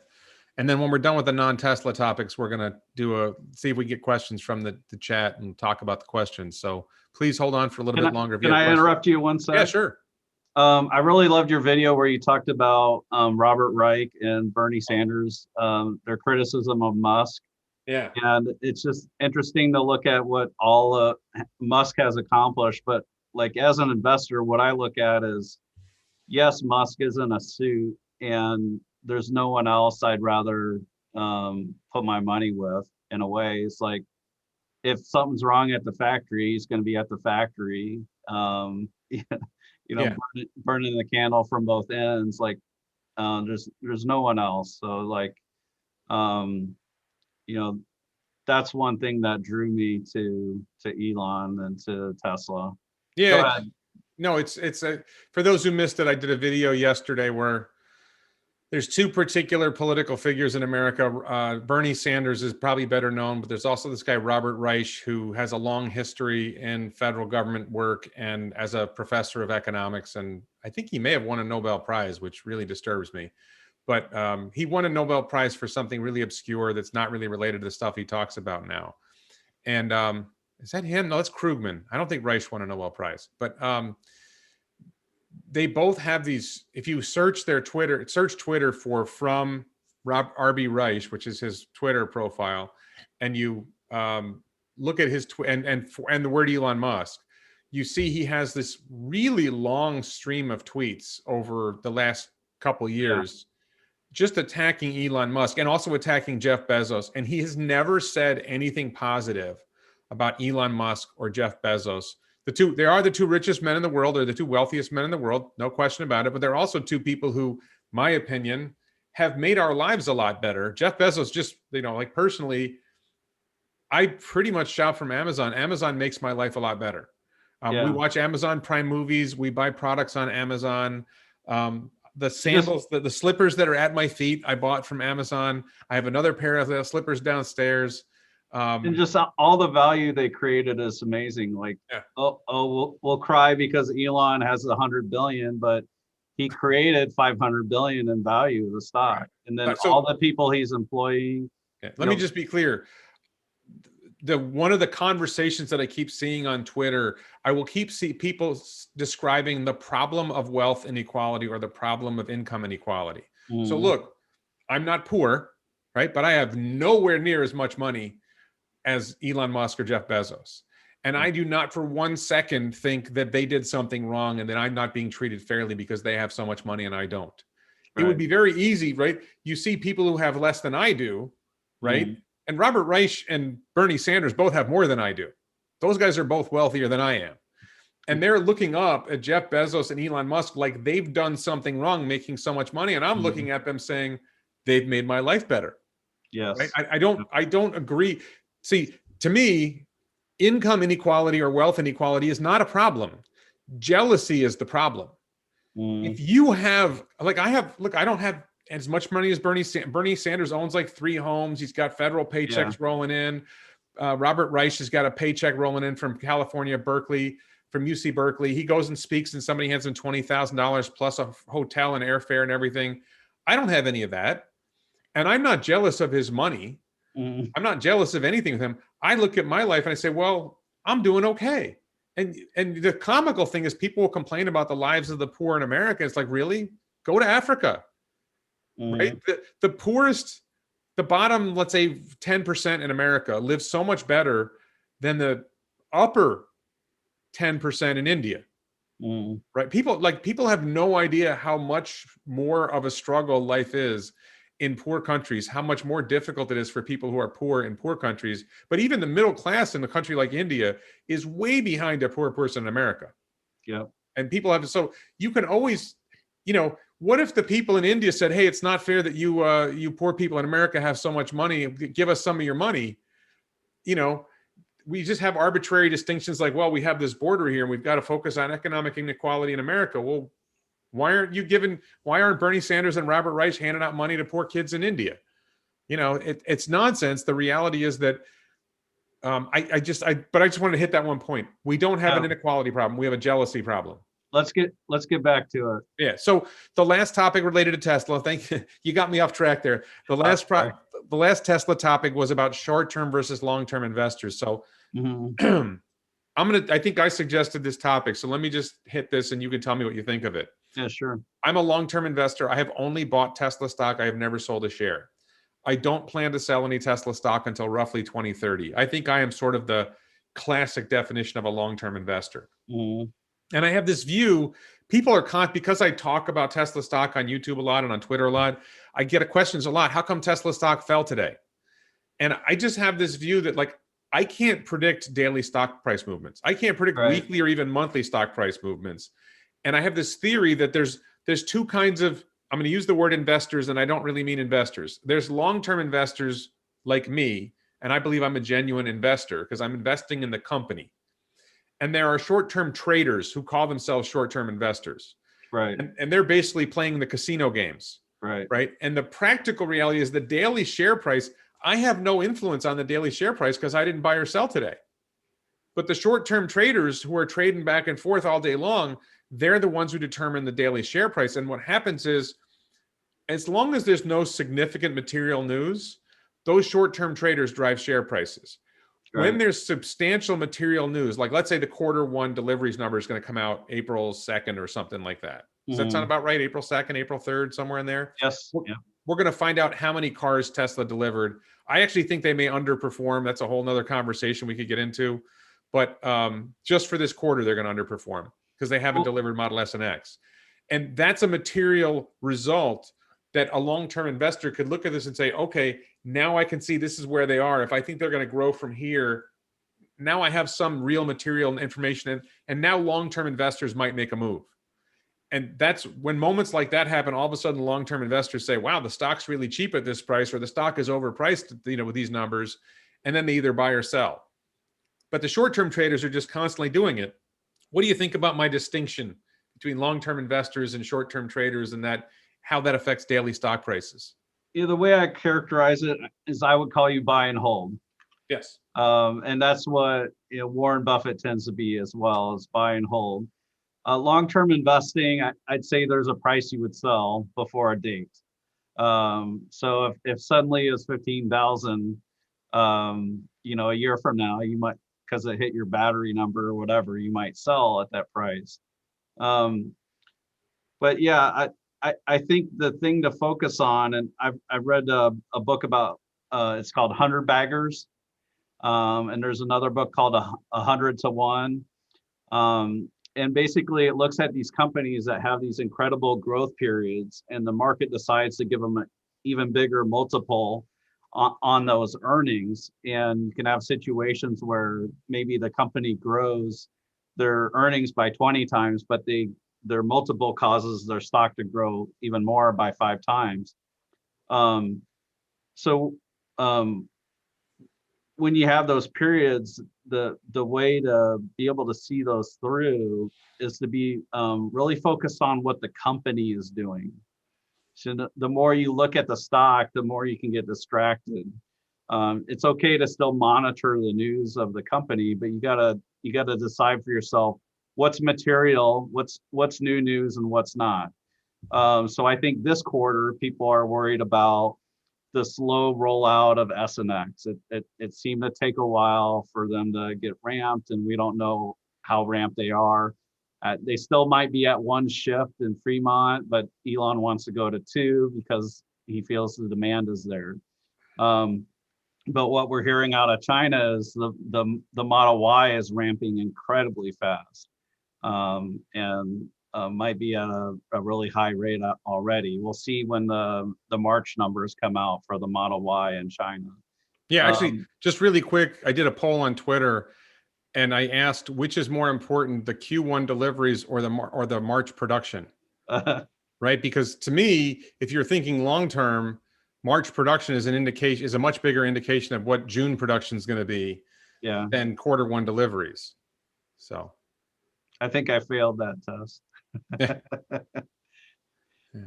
So yeah, I think the thing that's important as an investor is you need to have a number what you think it's worth. There's people in the Tesla community that were raging Tesla bulls, and then as soon as they sell and the stock retire, then they become like these super negative on Tesla, and that's just because they have regret of selling the stock, and they didn't have a number that they were looking at that was attached to Tesla doing a specific thing. It was just like a number they picked out of a hat. So I think it's important that do the kind of work that we do, and have something to hang your hat on. I think Tesla is kind of unique though. Like we can literally look at Tesla and count cars, or count megapacks, or count power walls, and have an idea for what they're going to do. But looking at another company, analysts might say, well, they're going to grow 23%. right. Well, why? We can't actually sit there and count what's happening. So I think it's an interesting situation. Okay. All right. So I think we covered the Tesla topics. Let's move on to non-Tesla topics. I am personally, let me just say, I'm an Elon fanboy more than I'm a Tesla fanboy. And my two favorite Elon Musk companies are actually SpaceX and Neuralink. So the topic we have listed to talk about is SpaceX. So I don't know, do you have any clients who managed to acquire SpaceX stock? Have you managed to acquire SpaceX stock yourself? Yeah, not that I know of. I've tried in the past for sure. Um, Okay. it's yeah, I think it's at a minimum, SpaceX is going to become a very powerful company. I'm not sure if they'll be very profitable for a while, but Yeah. I think the work they do is important. Um, I do have something to add at the very end about SpaceX, but if there's something you want to Well, talk about let me here. hit my. I see two major components to SpaceX: Mhm. Starlink, and the rest of SpaceX. Maybe three. There's Starlink, there's launch services, and there's Mars. Right? There's those. We'll call Yeah, it those three. But so the Starlink one is really interesting, and you probably saw my video on this. I don't know if viewers saw this. I made a short video where part of it was I broke down what I think Starlink's going to end up. yeah, So if you assume, and I just to be clear, this I thought was an aggressive number, and I later learned it was conservative, and I'll tell you why. I said let's assume that Starlink has 100 million customers worldwide, and they make $1,000 a year per customer in revenue. right. Okay, so that now you're talking about 100 million customers, and okay, so and then you I think that was $100 billion a year in revenue. Okay, if I'm Right. not mistaken, that was $100 billion in revenue. The really interesting thing about Starlink is once you get the network going, once you get the satellites, for those who don't know, Starlink is a network of satellites orbiting the Earth. Currently, there's about 1,000 of them. Ultimately, there's going to be initial run of 11,000 satellites and eventually 42,000 satellites to be Mhm. able to serve 100 million people or more. So I worked out that with Starship reducing the launch cost to about $5,000 a satellite, and with figuring that Elon and Gwynne Shotwell and the SpaceX team are going to get manufacturing costs down, if you ballpark it as $100,000 a satellite, including launch costs, because launch costs have gotten so low with Starship, it's becomes Mhm. trivial. Then, oh, sorry. So if you, let's suppose you have 42,000 satellites in orbit. Let's call it 40,000 because it gives an easy round number. They stay up for 5 years. So you've got to Right. replace 8,000 satellites a year at Mhm. $100,000 a satellite. So that works out to like $800 million a year in Yeah. cost. It's not very much. And if you say, you know what, there's got to be a lot more costs in that. Let's assume their costs are more than 10 times that, and their total cost of operating everything is $10 billion a year. But you've got $100 billion a year in revenue, Mhm. right? So you end up with $90 billion a year in profit. And you apply any kind of sensible price earnings ratio and you get crazy numbers, right? So I think with those numbers, I came up with a market cap of like 1.5 trillion, right? Which is, that's a pretty healthy market cap right there. And just for people who don't know this, SpaceX just did a funding round where the company was valued at 74 billion. And what I'm saying is one part of the company soon, like in 5 years, could be worth 1.5 trillion. Now, here's where what I thought was aggressive became conservative.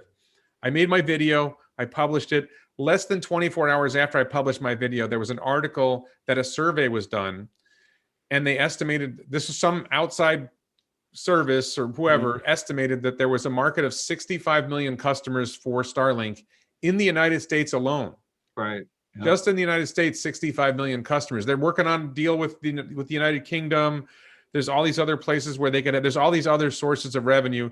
So I think my 100 million number might be way short, and it might really be 300 million customers, and it might really be a $5 trillion market cap just for Starlink. So I know those numbers sound crazy, and knock them in half and call it 2.5 trillion. It only costs somebody $75 billion. The valuation right now is 75 billion. So if you bought in at 75 billion, you've got a huge growth number Yeah. for Starlink. But then, so we'll come back and go through these with you.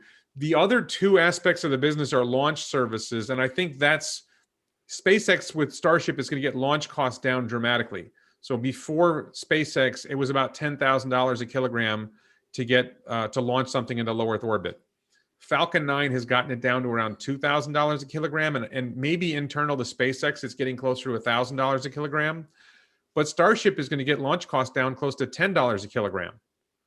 So you're talking about this incredibly large drop in the cost of launching something into orbit. And I think one of those questions with launch services is, if you build it, will they come? Will that generate a lot more demand for launch? And will SpaceX be able to make money on launch? They'll make some, but how much will they make? And then the third thing is the Mars colony. Elon is planning, I think basically out of his own pocket, to fund a Mars colony. I don't know that that's a profitable venture for SpaceX, other than Elon just paying them extra, right? Just spending money out of his pocket from all the money he's going to be making.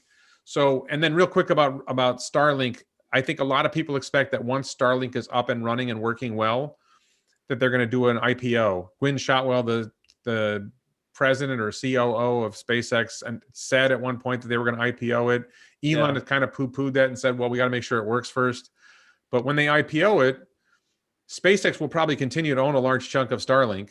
Starlink will become a cash machine just generating revenue. And SpaceX will be able to put that revenue towards projects like Mars. And Elon will be able to put his share of the dividends towards projects like Mars. So I was at a gathering of shareholders after Battery Day, and one of the ideas was that I think when if SpaceX IPOs Starlink, they don't have to give Starlink shares to everyone. Right. What they can do instead is keep them on the corporate books, so they can IPO 10% of them, and then the SpaceX corporation can keep 90%. And then they can use that as a currency to continue to build out launch services. I think there's some risk in people thinking that, if they buy SpaceX, that they're going to get shares of Starlink right away when it IPOs. They may not do it like that. They may use it as a currency. Yeah, I thought if they IPO'd Starlink, then shareholders of SpaceX would have to get some shares of Starlink. Maybe I don't know enough about that, but I know when I had 3Com stock and they spun off Palm Computing in an IPO, I got shares. Well, they probably needed the money, so I don't think Starlink is going to necessarily be fully valued right away. So they might sell it in stages. Okay, so. But I think your projection is one projection, but like I looking really conservatively at things, one way I looked at Tesla is like, I was just thinking, why isn't Tesla worth as much as Toyota? And this is back in May of 2019, and back when it wasn't worth as much as Toyota.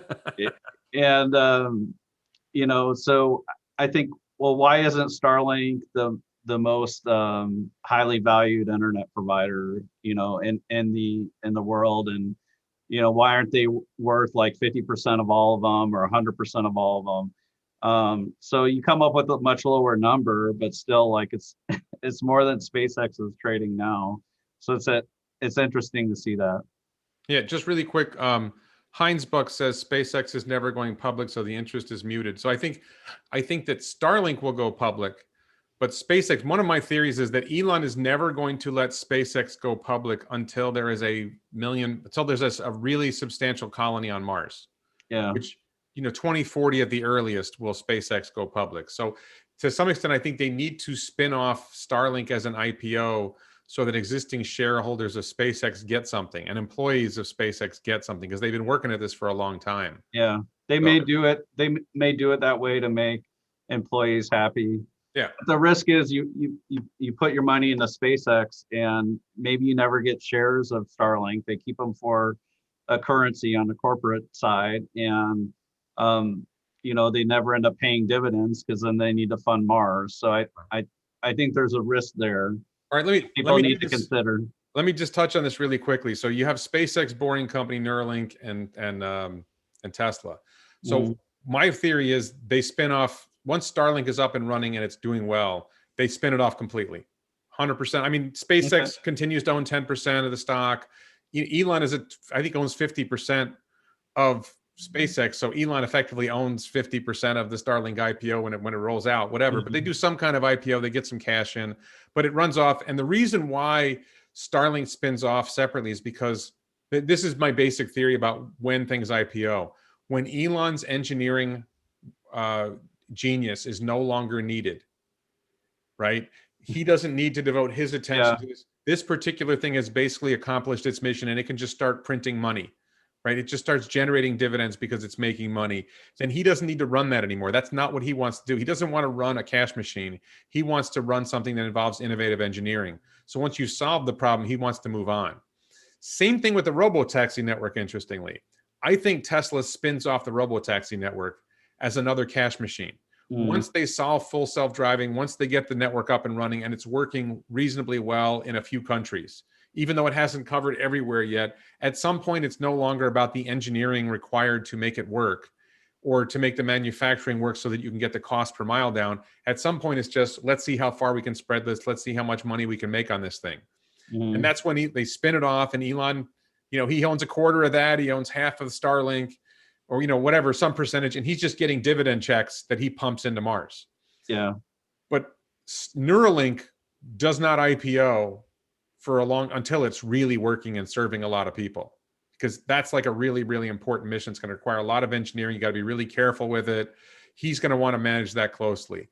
The Mars colony, the whole Mars concept, he's not IPOing that. He's not going to let the public markets have any say in how they set up the Mars colony. And the Mars colony may not be profitable. And then Boring Company, which is something I'm excited about, there's no huge engineering challenges at Boring Company, and we already know tunnels work. Yeah. So I think once Boring Company gets up and running and making progress and making, growing, and not, early stages, but once you build the machine that builds the tunnel boring machine, maybe the second generation factory that builds the tunnel boring machine, I think that's where he's ready to spin that off. The only thing is he has this charisma and this ability to just tweet to the mayor of Miami and say, hey, you should let the Boring Company do that. And all of a sudden you got a project. Yeah. He adds value just because of his celebrity and his ability to reach, big players. Yeah. So, I'm not sure if people are thinking about it this way, but when you have SpaceX and you have Starlink there, if you were to fully spin off Starlink is now paying SpaceX for the launches. Right. But right now it's a cost to SpaceX, and it's similar with Robotaxi. So, if you have the Robotaxi and you spin that off, then Robotaxi is now paying Tesla for the cars and for the FSD software. Yeah, there's issues there. I agree with that. I think it's just once you get. I don't think it's necessarily bad. It's just that then you have certain costs that are out, out of the main company. Yeah. Okay. So we got two more topics to cover, and I got to go in about a half hour. So let's hit these. One topic is venture capital. I've been working on a venture capital idea. I'm thinking about trying to put a fund together to invest in Boring Company, maybe Neuralink, maybe SpaceX. Do you have any thoughts on venture capital? What do you see from your clients, or my take on it is because of federal regulation, it's unreasonably difficult for normal people, for middle-class people who want to invest $5, $10, $20,000. It's unreasonably difficult to invest. You really have almost like the floor is about $50,000 that you have to have $1 million in liquid assets. Right. And you have to be willing to throw in 50,000 or 100,000 to even make a dent in getting into a venture capital fund. What are your thoughts on venture capital as a possibility for investors, and how can we make that better? Yeah, I think it's interesting. It's kind of hard because you need someone to pull it all together. So you need an organizer. So if you're organizing, and then, as an organizer, you would have, if you had unhappy investors, then you have to deal with all the legal nonsense from that. But also, like, you're also committing to investor communications. So you need to communicate regularly with your investors, and if you don't, people can get happy and decide to sue you for that. Yeah. So I think it's a difficult situation. I looked into getting a group together for investing in SpaceX, and I just didn't want all the responsibility that came with being an organizer, and I wasn't even looking to do it for money. So it's like I think yeah, the government, they have these rules around private equity, and I think it's for good reason, because a lot of private equity, um, you're looking at, potentially around 50% of these companies just straight up fail. So you have a 50% chance of loss just in general for private equity. And then you might have a middling, some return of your money for 40%, and then maybe you hit a home run for 10%. So that's kind of what it looks like. So there's a lot of risk as an investor, and I think the government feels like they need to protect people. And you're a libertarian, so on to hear that story someday, not today. They're trying. My view is they're trying to protect the middle class from the danger they might get rich. Yes, I like that. So let's turn to the last topic, and then we're going to go to questions and see if we can answer some questions from the chat. So you're a professional investment advisor. Like me personally, I'm cocky, arrogant, whatever it is, and I'm comfortable investing my own money. Who are the people who needs help with professional investment advice, and what do they get out of a professional investment advisor like yourself? Yeah, so our typical client, we're a little different than other financial advisors. So a lot of financial advisors, they try to work with small business owners or people in the C-suite. But what we do is we help successful professionals who are good savers. So just mid-level successful people, maybe they're an engineer, maybe they're a salesperson or a manager or whatever, and they just happen to be a good saver. And they don't want to deal with it. Most of our clients are smart enough to do it themselves, but they don't want to deal with it. They know that their life savings, it requires time. We want to have some level of seriousness with it. And we help people through the emotions of investing. Investing's an emotional ride. We all feel fear when it's going like this, if we're looking at the values, and then on the flip side, the excitement, the FOMO, and the greed when it gets all the way up and to the right. And a lot of what I do, I'm a nerd. I thought like investing was all about numbers and tactics, but what I found over time is it's all about emotions. And we invested in Tesla for clients, and what I found is I had to help them emotionally through that journey. There were some clients who freaked out as soon as we bought it and like ordered me to sell it, and it was so hard for me to do, because like I just was I was very confident that Tesla was incredibly misunderstood and controversial and mispriced. So it really hurt me to do that. It's interesting when you talk about the moments where the stock prices are going down or whatever. I heard this from someone else the other day. Somebody starts worrying about their portfolio, and they look at their portfolio and say, "Oh no, my portfolio was down yesterday when I looked at it. I don't even normally look at it." Right. So this guy said, "Do you check Zillow every day to see what's going on with your home value?" No. Right? Who checks? You're not going on Zillow to see, because I have a lot of equity in this house, right? This house, this is a $600,000 or $700,000 house. I own more than half of it. I don't check Zillow every day to see what my house is worth. I know it's gone up recently because all the people in New York City are fleeing to move here, and all our houses are selling. But I don't check my portfolio really even once a week. I noticed that because I'm active on Twitter, I always have people, see people, even on the chat today, people have been tweeting about what happened with Tesla share price today. So you can't avoid, if you're active on Twitter, Tesla Twitter, you can't avoid knowing what the share price is on a daily basis. But I just try not to think about it. I'm much more excited about what's the company doing. Yeah. How are they making the world a better place? How are they cutting costs? How are they increasing volume of production? Like when Elon talks about how, let's increase the density of production in a factory, and let's increase the velocity of production of a factory. That kind of big think stuff is amazing. Mhm. And it's so much more interesting than whether the stock went up by $5 or down by $5 today. Yeah. Who cares? Yeah, So I I mean, want to. a I lot of want people to see care. I want to see what kind of progress the company is making over time, and what challenges they're overcoming. Okay. The other value that we make is we spend a lot of time with financial planning. So with your finances, there's literally over 1,000 different tactics you can do. And like, for example, last year, if you're over 70 years old, you didn't have to take a required minimum distribution from Right. your IRA. So people thought, well, if I take a distribution, I got to pay tax, so I'm just not going to take a distribution. But there are cases where the right thing to do for you and your family was to take some kind of distribution. Um, so, the reason that you might do that is, on a certain amount of your IRA distribution, you pay a low tax rate. So it's looking at your situation and custom tailoring the action steps and the tactics, the strategies to you so that you can make the most of things, or we can help you do that. But again, I'm just doing this to learn more. I don't really want people to reach out. Okay. So I'm just going to ask right now, if you're watching this video and you have questions, now's a good time to ask them because we're about to go into the FAQ.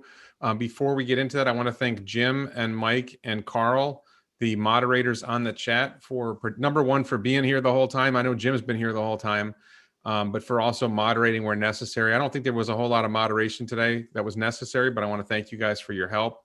I want to mention, thank the Vasa law firm. I want to thank the Vasa law firm in Sweden, Yeah. and all my Patreon supporters. You might know one of my Patreon supporters. There's a link to Patreon in the description below. And I want to mention the t-shirts. This is Elon. The best part is no part. The best process is no process. My most popular shirt right now is the Elon Be Less Wrong shirt. But if you have questions, there's like a 20-second lag. So when you type your question, I'm not going to see it for 20 seconds. Mm-hmm. I just want to look and see if there's anything in here that stood out to me that.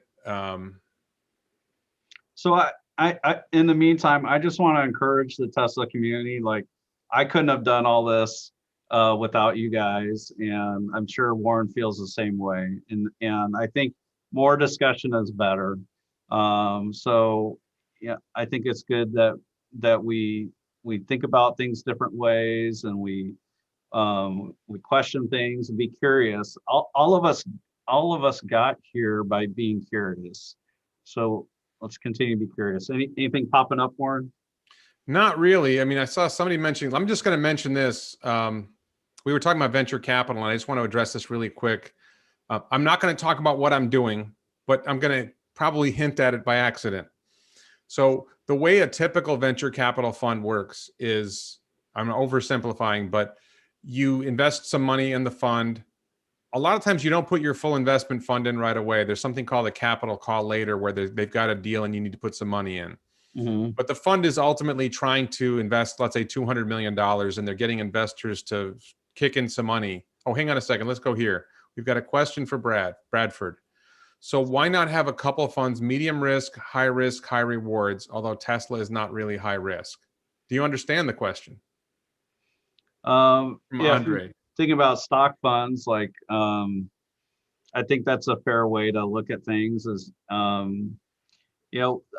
learned a lot from my investment in Tesla, so I've really been turned on to companies and funds that are investing in companies that are disrupting industries and innovating. And I think there's a risk when you go too far into that space. We're certainly seeing on at least a temporary basis, the market is punishing the disruptors and the high growers and the innovators. So I think it makes sense from a risk diversification to have some buckets of risk, so to speak. Okay. One of the questions is, and I don't know what this question means, maybe you do. Is there a dark pool for normal investors, traders? So if you know what that means, first of all, tell us, including me, what's a dark pool? A dark pool is where institutions agree to buy or sell something at a given price, and the stock isn't necessarily bid or offered at that price during that time. So someone might be wanting to buy a bunch of something, let's say Tesla shares, and they say, well, I want to buy 1 million shares. So they won't sit there and go like to the electronic market and try to buy 1 million in one gulp, or try to buy 1 million over the course of the day. They might just say, hey, and go to another broker and say, I'd like to buy 1 million. Will you sell me 1 million? And then they figure out a price. That's what a dark pool is. Okay, so does that exist for normal investors and traders, or is that only for big institutional traders? I think that's only for big institutional traders and brokers. But Okay. like if you're buying an ETF, you could be surprised. If you go in at a certain size, you might be able to get an interesting deal. With ETFs, there's something called a creation unit size. So it's the number of shares you need to buy of that ETF so that the market makers can go out and buy all the stocks. And if you trade in that size, you can potentially get a much fairer price. Okay. So there's a question here from Skimning.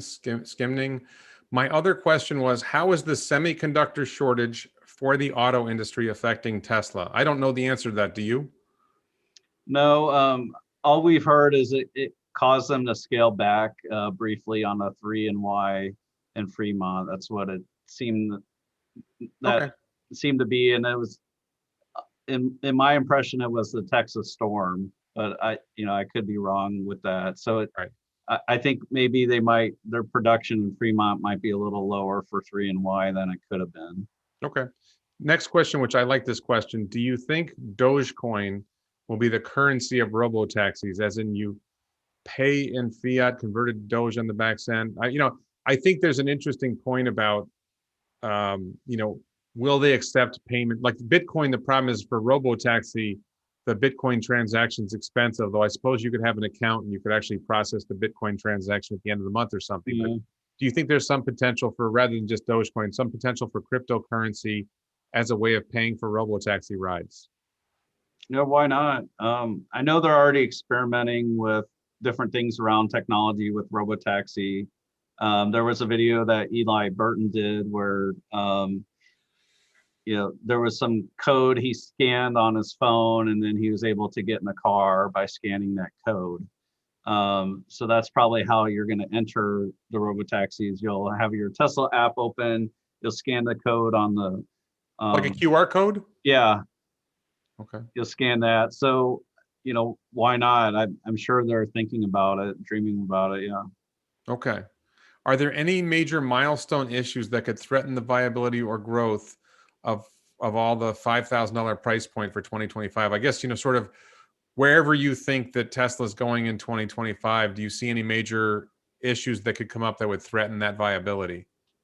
Yeah, for me, I would say my biggest concern is about governments and vested interests. The Fords, GMs, and Volkswagens of the world, they want to slow down Tesla and use regulation to slow them down.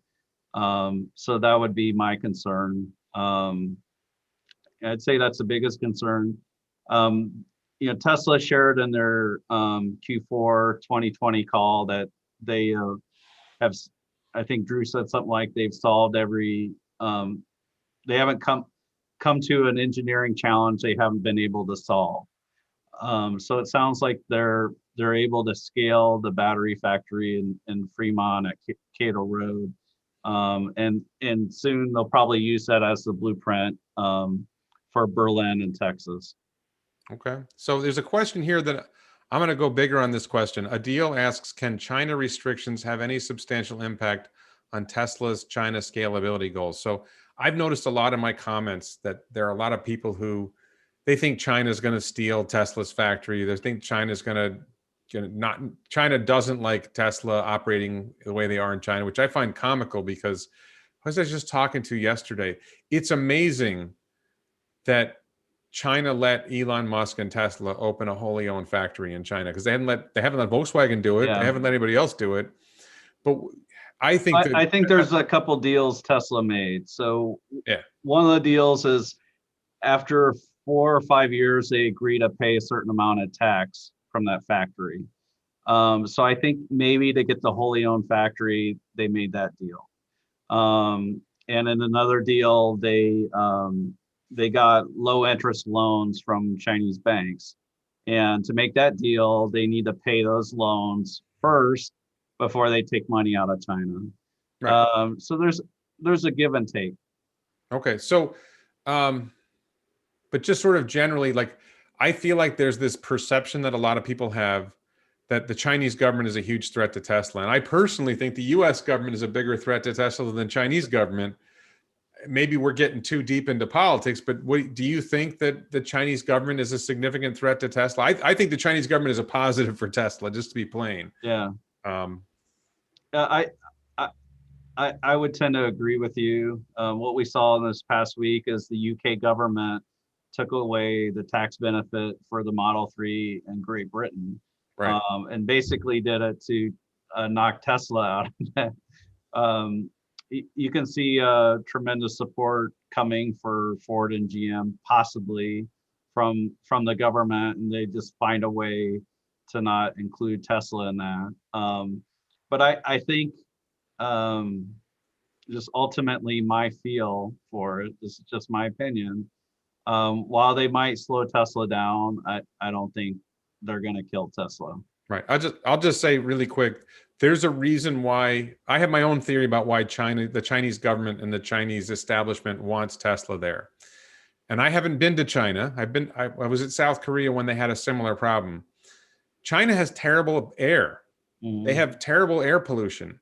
And there's one person on the planet Earth who can make a meaningful difference in air quality in China, and his name is Elon Musk. That Tesla can come in and produce quality electric vehicles, and solar's already being produced in China is a big source of solar, but the combination of bringing in Tesla vehicles that don't spew out diesel fumes and creating battery storage that works better so that you can get rid of your coal plants.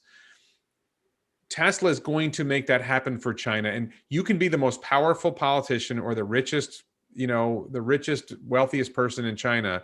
You still have to breathe the terrible air. Your grandchildren, your children still have to breathe the terrible air. You want that air cleaned up. And my view is Elon Musk was able to say, hey, I can help clean your air. I don't know what the conversation was, but I would not be surprised if he said to them, listen, you guys have terrible air here. I can make it better. Look at what I landed rockets, right? Nobody else landed rockets. You can believe me. I can get this done. And they took a flyer on him, and he's doing it because they're selling like hundreds of thousands of vehicles in China now, right? Right. So I think this past month in February they might have done over 23,000. Yeah. Maybe more. And then there was a rumor yesterday that on a daily basis now there's 1,250 vehicles leaving the factory. So that's, if you take away a couple of weeks for holiday, that's 430,000 a year. Yeah. If that's true. There's a story that parents tell about kids learning to swim. And if you try and get your kid to swim and it's just you as a parent and you're telling your kid to go swim, it's not very effective. But if you take them to a class where they see other kids swimming and they want to be able to model that and do that. So I think maybe also one of the reasons why China brought Tesla in the way it did was to say, okay, look, they're doing it. You guys can do it too. And I think that's kind of what we've seen is like, it seemed like to me that as soon as Tesla came in, a lot of the players in China got their act together. Maybe it's just coincidence or synchronicity, but yeah. All right. So I don't know if you want to go with this question or not. I'm going to read the questions from Gary. Does a government basic living wage replacing all other welfare become reasonable when you consider all of the automation and things that are going on? I'm just going to say, for those who are interested in this topic, I made a video about universal basic income. I think the title is something like, was Andrew Yang wrong or something like that. If you search my channel for Yang wrong, you'll find it, or universal basic income. You'll find it. Do you have any thoughts on universal basic income? Before we go there, First Choice Sailing asked how to contact me. If you go to the About page of any YouTube channel, there should be a button to get the email address of the YouTuber. So if you go to the About page of my YouTube channel, there should be a button to click and you get my email address there. So sorry, what do you think about universal basic income, basic living wage, anything like that? So allegedly, when the automobile came about, allegedly 1 in 20 jobs were blacksmiths, and then all those blacksmiths were out of work because they were no longer making horseshoes and nails for the horseshoes for the horses and the tackle and et cetera and the whatever goes with that. I just think that we've seen over and over where we've had some kind of revolution, some huge disruption that people find another way. And I think what the government could do is just help to accelerate, people finding a new way to earn a living when this disruption happens. Yeah, my answer really quick is no. I'm opposed to universal basic income. Universal basic income is equivalent to each according to his need, which is straight out of Karl Marx Marxism. So I'm okay with Groucho Marx. I'm just not okay with Karl. I think he's the brother. He's the Marx brother I don't like.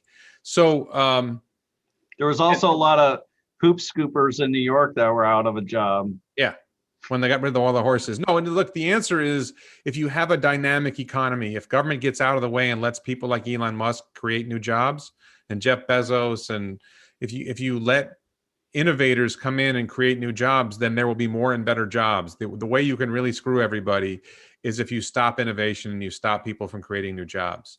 Declan Murphy asks, do you think Cybertruck and the 2023 Compact will have the same ramp issues as previous models? And would that affect share price over the coming years? So I'm going to give a quick, there will be some ramp issues. I think that the ramp issues will be less. They're both very innovative designs, so there will be less ramp issues. There'll still be ramp issues because you're trying to do something different and innovative. But I think they've gotten a lot better at ramping, as we saw with the Model Y, which was a new vehicle. The Model Y in Fremont ramped much better than the 3, and then even the Model Y in China ramped way better. So I would tend to think that it's every car that comes out has issues in the first 6 to 12 months. So I think they'll be fine as far as production and getting that going. Yeah, and I think Elon has said ramping takes about 18 months to get to close to full performance, and then probably once you get there, then there's probably a little bit more to do. Roy says, Warren, did you see my venture capital comment? Let me just see if I can find Roy's venture. I don't see. Look into Seed Invest. I see your comment, but I don't think that's a question, so I'm not going to go there. Really quick, Jim Whitehead, he's one of our moderators, says maybe Tesla should make a biodefense mode for homes for people in China. They could save millions. I don't know how much inside the home in China has bad air quality. I'm not sure about that. But yeah, Tesla HVAC, if they come up with Tesla HVAC and they apply the same kind of filtering that they use for Model S, because your Model X probably has biohazard defense mode, right? Yeah, here's the interesting thing though, is like you don't so if you're driving around and you're stalled in traffic and you're in the X, you're not smelling the tailpipe of the person in front of you. But it's the same for the Y. The Y has a good air filter on it too. Okay. So there's a question here. Will Elon, I'm going to let you answer this one because I might have my answer. Will Elon design a cyber car? Will there be other vehicles off the cyber platform? I will answer, but I'll let you go first. I think so. I think it would make sense. So with the Cybertruck, basically, if other truck makers don't go with the similar approach to Tesla, they're going to end up with heavier pickup trucks, more costly, way more costly from a capital expenditure to get the factory going, which makes it harder for them to compete. And I think you could take a similar approach to a cyber car. And I don't see why they wouldn't do it, but. And my take is we don't know yet whether the cyber mode of construction will work well. We think it's going to work well. We think it's going to be amazing. But until they make the Cybertruck, once they make the Cybertruck, they'll say, wow, this is really good. And you have to recognize they're also doing some very innovative things with Model Y construction. And then the 2023 compact is going to be even more innovative. So it may be that the value that's derived from using the Cybertruck manufacturing method is not that great. And then maybe they find out the demand isn't that great for cyber vehicles. So these are all questions that you got to answer before you decide to build another one. And, you know, demand for Cybertruck might be different than demand for Cybercar. I have my own personal take that the future Robotaxi won't have, this is one of, you know, my out there thoughts is they build a vehicle without windows, that the cost of manufacturing a vehicle without windows, the speed of manufacturing, you know, putting windows in a car takes time. It takes cost. You have to design the structure to handle this non-structural component of glass or make the structure, make that glass. Yeah, I think there's a lot of issues with it. So, all right. So I am actually out of time. I have to leave home shortly to go to dinner. So I'm gonna end the stream.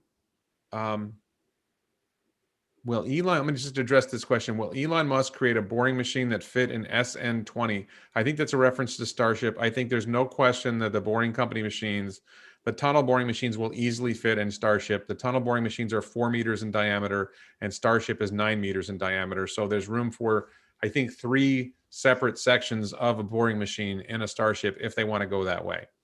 So first, Bradford, stay with me for a second. I want to thank I'm about to end the stream. I want to thank the audience. I want to thank Jim, Mike, and Carl for moderating, even though there wasn't a lot of moderation to do. I appreciate you guys being here. Thank the audience in general. Please support this channel on Patreon if you like these kind of conversations. Check out the t-shirts at elonbits.com. Thanks everyone for check out my videos and all that other stuff. Thank you everyone. Thank everyone for watching. And I want to thank especially Bradford Ferguson of Halter Ferguson Financial for coming on and having this chat with me. So I'm going to end the stream, and Bradford, stay with me just one more second. Bye for now. So let's see. I got to make sure.